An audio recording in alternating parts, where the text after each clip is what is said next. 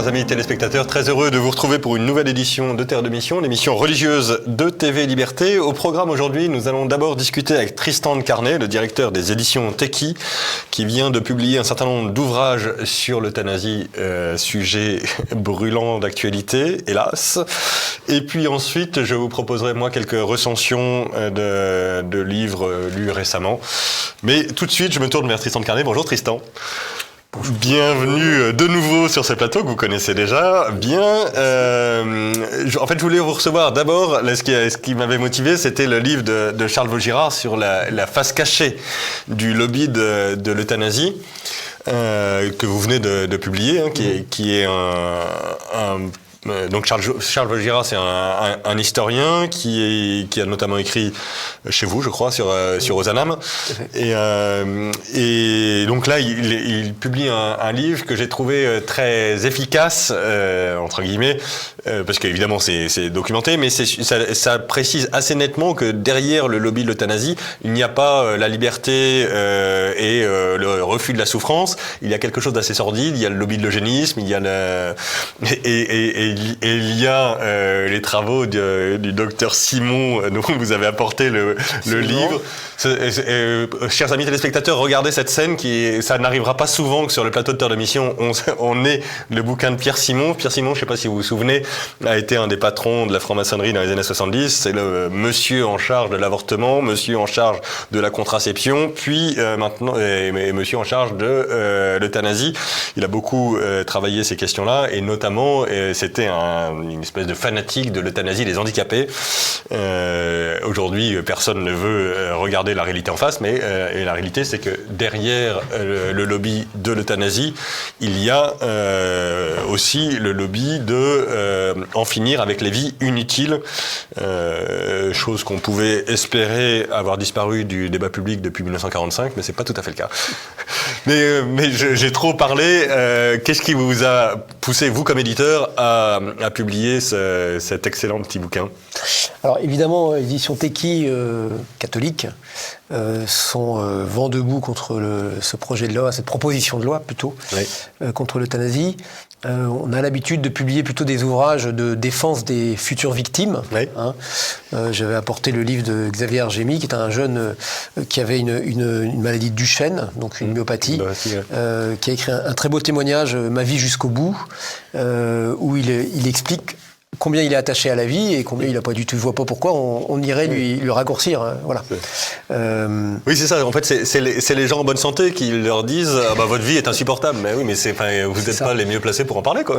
Et en fait, ces gens-là nous ont beaucoup de choses à nous apprendre, et notamment il y a quelques perles dans ce livre qui montrent que nos petites difficultés quotidiennes, finalement, on devrait les prendre avec beaucoup plus de bonne humeur, parce que lui, il a des vrais sujets, et il est heureux, et il le proclame. Alors évidemment, on pourra toujours nous rétorquer que d'autres ont plus de difficultés. Ce que je pense, et ce que nous pensons, c'est que, à vrai dire, la loi actuelle répond en fait à toutes les questions, y compris les souffrances les plus fortes, puisque on ne le dit pas assez, les soins palliatifs savent aujourd'hui, dans 99% des cas, résoudre la souffrance. Et quand ils n'y arrivent pas, la loi proposait la sédation profonde et continue, qui n'est pas du tout une piqûre létale, mais qui est un soin poussé jusqu'au bout, et qui peut-être, en effet, déboucher sur la mort, mais c'est évidemment pas l'objectif. Il est important de faire la différence. Ouais, c'est l'objectif de la sédation, c'est le soulagement de la douleur, et effectivement, il peut y avoir comme effet secondaire la mort, mais c'est ce qu'on appelle en morale la double effet. C'est pas du tout la même chose d'avoir cherché la mort pour elle-même et de l'avoir obtenue par ricochet d'un soulagement de douleur, quoi. Exactement. Et alors, face à ça, donc, il y a des gens qui promeuvent en effet le suicide assisté, l'euthanasie, etc., en nous expliquant que c'est la seule solution, et puis qu'il faut laisser le choix, etc. Alors, par rapport à ça, le choix, évidemment, tant qu'il n'y aura pas de soins palliatifs partout, il n'y aura pas le choix. Oui. Donc, on aurait pu, à la limite, admettre l'idée d'une euthanasie une fois que les soins palliatifs sont partout. Et dans ce cas-là, évidemment, les gens pourraient avoir le choix. On s'aperçoit que quand ils ont le choix, véritablement, ils ne demandent plus la mort. En fait, oui. Ils attendent et d'ailleurs, en fait, on pourrait pas... parce que, en fait, il faut choisir. Si on a choisi les soins palliatifs, on a choisi contre l'euthanasie. Si on a choisi l'euthanasie, on a choisi l'euthanasie contre les soins palliatifs. Quand on nous dit que on veut développer les deux pour que les gens aient le choix, c'est faux. Si on développe l'euthanasie, les soins palliatifs vont décrépir, c'est évident, parce que ça coûtera beaucoup moins cher de faire une picouse. Hein. Il n'y aura pas de budget. Il n'y aura pas de budget, c'est clair. Et donc, voilà, Teki défendait les victimes, c'est très bien, et on continue à le faire. Encore une fois, ils ont des choses à nous apprendre en plus. Et puis, on est tous fragiles, quoi qu'on en pense. Mais on s'est rendu compte, Charles Vaugirard notamment, en lisant le livre donc, je vous montrais tout à l'heure, Pierre Simon, De la vie avant toute chose, que l'idéologie de Pierre Simon, et donc, des gens qui le suivent et qui ne l'ont jamais désavoué. Hein. Notamment la DMD. Hein. Notamment la DMD, qui a donc... Pierre Simon a donc fondé la DMD. Voilà, avec Cavaillé, Henri Cavaillé et quelques autres. L'association pour le droit à mourir dans la dignité. Avec une conception de la dignité, évidemment, qui n'est pas la nôtre, puisqu'en fait, la dignité, elle est là de facto. Du moment qu'on est homme, on est digne, quelles que soient, par ailleurs, nos qualités athlétiques. Donc, Pierre Simon est vraiment à la manœuvre dans cette histoire, et le livre est absolument passionnant, parce qu'il montre toutes les manipulations qu'ils vont mettre en place. Mais notamment manipulation sémantique. Hein. Manipulation sémantique, manipulation des personnes, on joue sur ce qu'ils appellent le viscéral. Tout est théorisé, vraiment, expliqué dans le livre. Et c'est le travail justement de Charles Vaugirard, d'être allé chercher dans ce livre, qui n'est plus disponible, les fondements véritables de la DMD. Alors là-dessus, j'ai vu il y a quelques jours un article de La Croix titré sur les stratégies du lobby de l'euthanasie, et en particulier il citait, je crois, le livre de Charles Vaugirard. Mais il y avait une réponse de Jonathan Denis, donc le nouveau président de l'association pour le droit de mourir dans la dignité, comme ils disent, qui disait, mais ça c'est de l'histoire ancienne, ça n'a rien à voir avec nous, il n'y a plus rien d'eugénique, etc. Qu'est-ce que Charles Vaugirard ou vous-même répondez à ça? Est-ce que c'est vraiment de l'histoire ancienne? Premièrement, on répond que ce livre a contribué à obliger Jonathan Denis à se défendre. Ouais. D'habitude, on nous explique que ces gens sont formidables et qu'ils avancent pour l'humanité. Là, on a mis une petite pierre dans son jardin, il est obligé de répondre. En réalité, encore une fois, Pierre Simon n'est pas du tout dévalorisé dans son mouvement. Il est décédé maintenant. Hein. Oui. Mais au contraire, vous avez le président Macron soi-même qui, lors de son fameux discours au Grand Orient de France, a mis en avant ce grand humaniste qui était Pierre Simon. Voilà. Alors, un humanisme comme ça, effectivement... La Grande Loge, je pense. C'était pas au Grand Orient, il me semble. C'était alors, le discours était au Grand Orient. Et Pierre Simon est le président de la était le grand maître de la Grande Loge de France dans les années 70. Voilà. Et donc, ce qui est intéressant dans ce travail donc, de Charles Vaugirard, c'est de commenter cet ouvrage de Pierre Simon et d'en montrer, alors d'abord des extraits puisqu'il n'est plus disponible, et puis de le commenter et de montrer en fait que Pierre Simon, dans son idéologie, était un eugéniste. Alors l'eugénisme, ça a l'air d'être un joli mot, désuet et sympathique. En fait, ça vient de eugénios en grec qui veut dire bien-né. Et le problème, c'est que c'est un eugénisme, que donc le fait d'être bien-né devient un absolu, et que ceux qui ne sont pas bien-nés doivent être exterminés. Et donc, Pierre Simon se positionne notamment dans ce livre sur l'euthanasie à la naissance des enfants handicapés. Oui. Voilà. Il a tout un travail sur l'avortement avant pour éviter que les enfants handicapés naissent. Mais quand il a échoué, il garde sa botte secrète. Il voudrait avoir la possibilité d'euthanasier ensuite l'enfant qui est déjà né. Voilà. Accessoirement, le droit actuel en France va déjà dans cette logique-là. Là, il y a quelques jours, la Cour de cassation a validé le fait qu'un médecin a été condamné pour ne pas avoir reconnu une trisomie 21 assez tôt pour exterminer l'enfant. Et donc, en fait, concrètement, le médecin est puni par la loi. Enfin, moi, je trouve ça effrayant parce qu'il est puni par la loi pour le fait d'avoir fait naître un enfant. Quoi.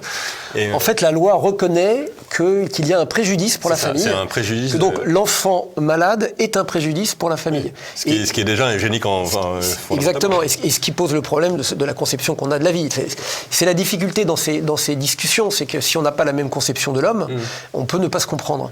Ce qui est quand même intéressant dans Pierre Simon, c'est qu'il va tellement loin dans l'eugénisme eugénisme qu'on a quand même beaucoup de mal, après 1945, à le suivre. Oui. Et on est un peu étonné que certains continuent à le suivre. Je vais vous citer un petit extrait de La face cachée du lobby de l'euthanasie de Charles Vaugirard, mais qui est un extrait de Pierre Simon, très court. Hein. Ce n'est pas la mère seule, c'est la collectivité tout entière qui porte l'enfant en son sein. C'est elle qui décide s'il doit être engendré, s'il doit vivre ou mourir, quels sont son rôle et son devenir. Donc il a une vision assez collectiviste des choses d'un côté, et puis de l'autre, il a une vision très individualiste, puisque évidemment l'homme doit maîtriser son destin, son corps, et c'est à lui de décider de ce qu'il veut en faire. Donc il y a cette association des deux qui est souvent un peu surprenante. Et pour être bien clair sur l'eugénisme de Pierre Simon, je continue. Un autre extrait, page 96. Bloquer la transmission d'états héréditaires transmissibles connus, c'est un devoir d'espèce. La santé est devenue propriété collective. Nous cotisons à la sécurité sociale pour la qualité de la vie et la santé de la collectivité. Voilà. Donc la santé de la personne, c'est bien, mais l'important, c'est l'espèce. Et il appelle ça le matériau de la vie. Il estime qu'on a un devoir de favoriser la qualité de la transmission du matériau vital et par conséquent cela nous autorise à exterminer encore une fois les personnes qui conduiraient à un risque pour cette qualité. Et c'est tout à fait clair. Ça n'empêche pas dans le livre évidemment d'expliquer qu'il est à la fois contre les communistes et les nazis, etc. Mais dans un cas comme dans l'autre, l'eugénisme était de bon ton. C'est une idéologie qui date de la fin du XVIIIe, qui a été très forte dans les pays anglo-saxons à la fin du XIXe, et qui a évidemment entaché un certain nombre de doctrines dans les années 30 et suivantes. Voilà, donc j'évite le pont Goldwyn. Non, mais c'est clair. Mais je crois que mais d'ailleurs, ça vaut pas que pour les nazis, parce que par ailleurs, les communistes avaient la même logique eugéniste aussi. Hein. En fait, le problème, c'est le matérialisme qui fait que si on ne croit pas que la dignité de la personne humaine, c'est que c'est une créature de Dieu avec une intelligence, une raison, et donc quelque chose qui fait que c'est un peu plus qu'un corps, et il n'y a aucune raison effectivement de. Je dirais qu'on n'est pas obligé d'aller jusqu'à la foi. Chrétienne. Non, je parle juste de l'anthropologie la plus basique. Mais on pourrait presque ne pas aller jusqu'à l'existence d'un Dieu créateur, dans la mesure où on peut comprendre sans cela que nous ne sommes pas que des corps, ou plus exactement que nous ne sommes pas que de la matière, nous sommes des corps, c'est-à-dire de la matière animée. Un corps, une âme, distinguée, inséparable, ce qui m'intéressait, c'était pas tellement l'aspect Dieu créateur, c'était plutôt l'aspect âme, qui fait que nous avons une destinée supérieure à celle de la matière. Quoi. On est capable de voir qu'il y a du spirituel, que ce soit de l'humour ou de l'intelligence, des choses qui ne sont pas visibles et qui néanmoins sont extrêmement importantes. Pierre Simon l'avait bien compris d'ailleurs, puisqu'il a travaillé sur les idées et il savait que ça prendrait du temps, mais il a également théorisé toute une méthodologie et toute une manipulation de la société pour que ces idées, donc pourtant immatérielles, lui permettent d'asseoir sur la société tout entière cette conception matérialiste des choses. On a d'ailleurs publié un autre livre du père Laurence Tala-Bourdillon, bien connu voilà, exactement, puisqu'en tant que curé de Sainte-Clotilde, il s'occupait aussi du Parlement tout proche. Il a intitulé son livre « L'euthanasie, une religion d'État qui ne dit pas son nom », parce que il s'aperçoit qu'en effet, tout ce travail idéologique qui est fait pour imposer à la société une conception matérialiste des choses. Et tant pis pour les gens qui auraient la saugrenue idée de penser que non, il y a aussi du spirituel, il y a du matériel, certes, on n'est pas kantiens, mais on n'est pas des anges, exactement, mais il y a aussi du spirituel, et le nier, c'est aller au-devant de très, très gros problèmes. Comme on peut le voir dans cette histoire d'euthanasie. Eh bien, merci beaucoup, cher Tristan. Donc, je rappelle les titres des ouvrages dont on a parlé. Charles Vaugirard, La face cachée du lobby de l'euthanasie. Laurence Tala-Bourdillon, L'euthanasie, une religion d'État qui ne dit pas son nom. Et Xavier Argemi, Ma vie jusqu'au bout, chez Teki Éditeur. Merci beaucoup, cher Tristan. Merci, et bravo Guillaume. pour ce travail éditorial. Il faut tenir tous les créneaux dans ce combat, mais le créneau éditorial est important. Merci. Absolument. Merci.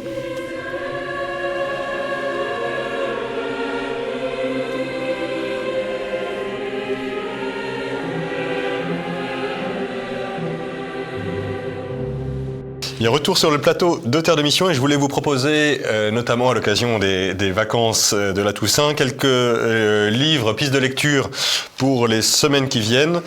Tout d'abord, Aymeric Saucourt-Armel, c'est une biographie de Léon Armel. Vous savez peut-être que Léon Armel était un des grands patrons sociaux du 19e et 20e siècle. Donc un de ses descendants, Aymeric Saucourt-Armel, vient de publier une excellente biographie de lui chez Salvator. C'est un livre absolument fascinant sur cette période qui est une des grandes périodes d'élaboration de la doctrine sociale de l'Église. Vous savez qu'après la Révolution, les corporations ont été détruites, les ouvriers ont été un peu réduits en esclavage et les catholiques sociaux ont été les premiers à se saisir de ce dossier, travailler en particulier à restaurer les corporations pour faire en sorte que le travail ne soit pas une marchandise comme les autres.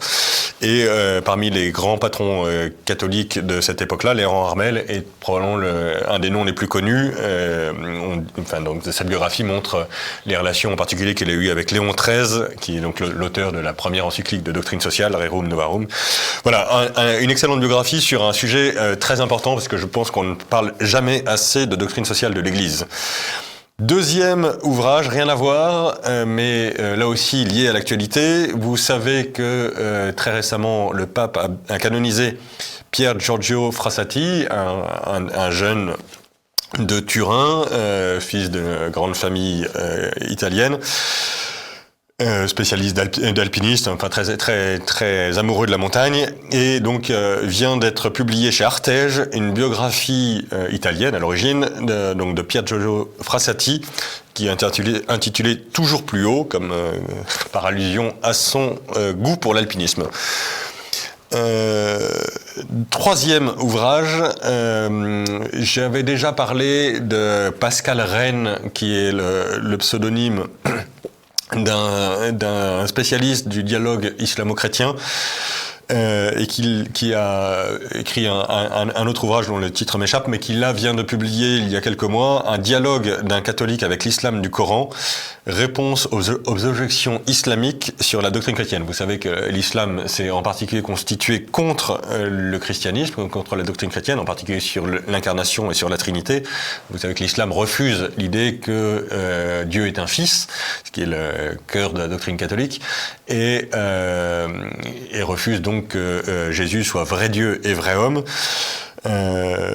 Et donc voilà, cet ouvrage est un ouvrage de discussion apologétique entre ce que dit le Coran de la foi chrétienne et ce que nous disons nous de la foi chrétienne. Quatrième ouvrage de John McGreevy, c'est paru chez Declet Brouwer. Donc John McGreevy est un historien américain de l'université de Notre-Dame, ou Notre-Dame comme vous voudrez, dans l'Indiana, qui a écrit un livre tout à fait impressionnant qui s'appelle Le catholicisme, une histoire mondiale de la Révolution française au pape François.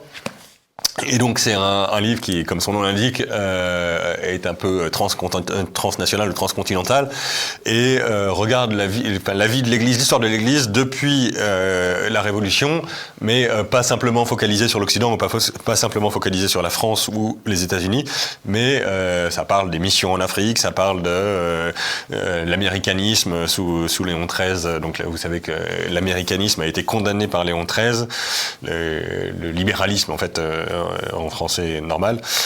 Voilà. Et puis, vous savez aussi que en Europe, pendant tout le XIXe siècle, les papes ont été profondément contre-révolutionnaires et que ça a beaucoup changé depuis quelques décennies. Voilà. Ce livre, encore une fois, assez imposant, donne c'est une somme qui fait le tour de tous les continents et de ces 200 ans d'histoire du catholicisme. C'est vraiment passionnant.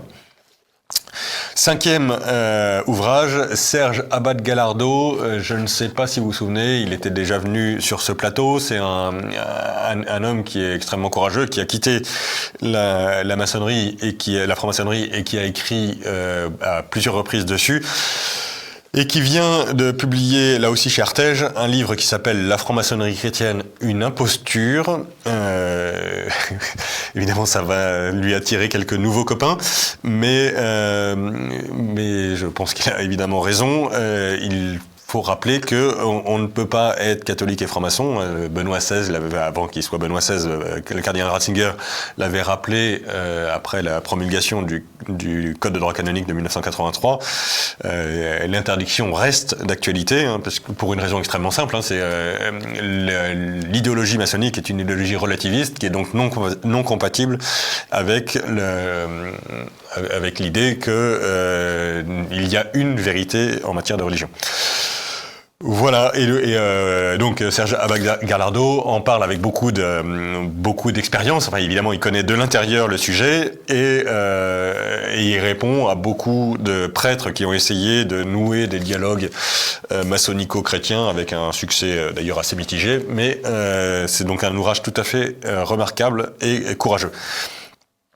Dans un domaine très différent, vous connaissez peut-être de nom le père Marjolidon, dominicain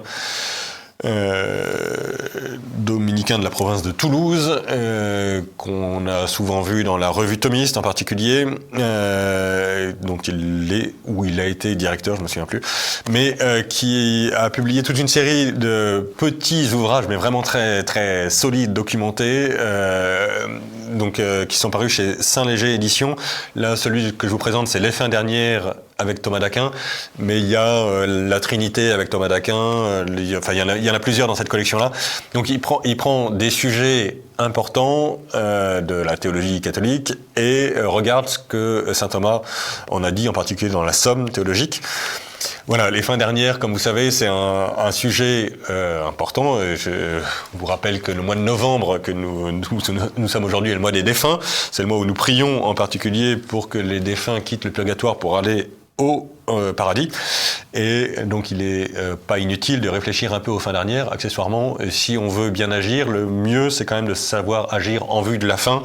Et la fin, ça reste la béatitude éternelle. Donc voilà, un très très solide ouvrage. Ça paraît très très austère et mais c'est vraiment pas très facile à lire, c'est beaucoup dire, mais c'est vraiment c'est pas du tout un langage compliqué. Il fait le maximum pour que ces questions très délicates soient accessibles aux lecteurs. Et dernier ouvrage que je voulais présenter aujourd'hui, Au lieu de chrétienté, c'est un ouvrage tout à fait magnifique qui a été publié par les éditions Via Romana. Vous connaissez sûrement les éditions Via Romana, c'est des vieux amis, très courageux éditeurs aussi. Et donc, ces éditions viennent de publier un album où on présente sur une page une église et sur l'autre page on la dessine. Les dessins sont magnifiques et vous avez donc le Duomo de la Nativité à Milan, le sanctuaire Notre-Dame de Grâce à Nettuno. Enfin bref, vous avez plein de hauts lieux de la chrétienté, de la Terre Sainte jusqu'à Rome en passant par Paris. C'est un magnifique cadeau que vous pourriez faire pour Noël en particulier, qui s'approche. C'est un livre qui est de Gilles Bexon et Defendente Genolini. Je crois que c'était la personne qui faisait les vies de saints dans CNews quand c'était encore un journal. Et c'est préfacé par le cardinal Bustillo, donc le cardinal de Corse. C'est vraiment un très joli ouvrage à offrir, enfin à lire évidemment, à survoler. Enfin, c'est très agréable à feuilleter et ça vaut vraiment la peine d'en faire un cadeau à vos proches. Donc c'est chez Via Romana. Ainsi s'achève notre émission. La semaine prochaine, ce sera Jean-Pierre Mogendre qui est animateur de l'émission. Nous nous retrouvons dans 3 semaines et d'ici là, que Dieu nous garde.